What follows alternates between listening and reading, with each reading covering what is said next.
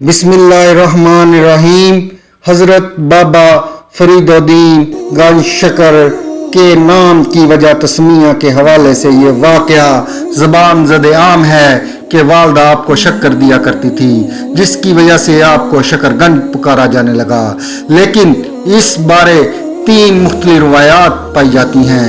तज़किरा नगारों ने जो मुख्तलिफ रवायात लिखी हैं, इनमें से सिर्फ 3 रवायात ज़्यादा मोतबर समझी जाती हैं।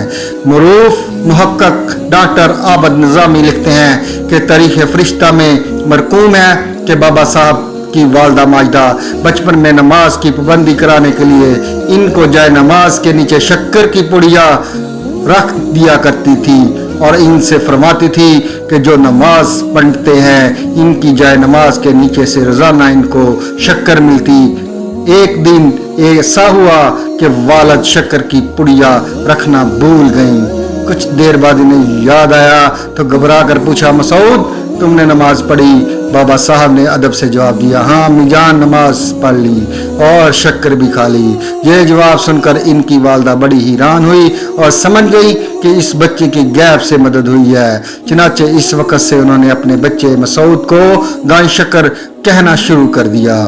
दूसरी रवायत कुछ यूं है, अखबारुल अखयार खजीनतुल सफिया और गुलजार इब्रार में लिखा है कि एक सौदागर गाड़ी पर शक्कर लाद कर मुल्तान से दिल्ली जा रहा था। जब अजदन पहुंचा तो रास्ते में हजरत शाइख खड़े थे।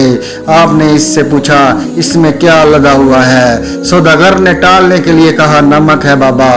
इस बात पर आपने फरमाया, अच्छा नमक ही होगा। सौदागर ने मंजिल पर पहुंचकर जब देखा तो बोरों में शक्कर की बजाय नमक था। बहुत परेशान हुआ और फिर वापस मंजिल अजुदन हजरत की खिदमत में हाजिर हुआ और माफ़ी तलब की। आपने फरमाया, झूठ बोलना बुरी बात है, आइंदा कभी झूठ ना बोलना। फिर फरमाया, बोरों में शक्कर थी तो इंशाल्लाह शक्कर ही होगी। सौदागर ने झूठ से तौबा की और जाकर बोरों को देखा तो इनमें शक्कर भरी हुई थी। तीसरी रवायत इसी तरह से है कि एक दफ़ा बाबा साहब ने अपने पीरो मुर्शद हज़रत कुतुब साहब के इरशाद के मुताबिक 3 दिन का रोज़ा रखा। तीसरे रोज़ अफ्तार के वक्त एक शख्स चंद रोटियां लाया। आपने गैबी अमदाद समझकर इसने मैदे से कबूल नहीं किया। आपने 3 रोज़े और रखो और जो गैब से मुयस्सर आए इससे अफ्तार करो। बाबा साहब ने 3 दिन का रोज़ा रखा, लेकिन तीसरे रोज़ अफ्तार के वक्त कुछ मुयस्सर न आया। रात को भूख ने बहुत सताया तो बाबा साहब ने चट कैंकरियाँ उठाकर मुंह में रख ली। अल्लाह की कुदरत कि वो कैंकरियाँ मुंह में जाते ही शक्कर बन गईं। बाबा साहब ने ये वाक़या अपने मुर्शिद करीम की खिदमत में बयान किया तो उन्होंने फरमाया, सुबहान अल्लाह, यही गैब से था।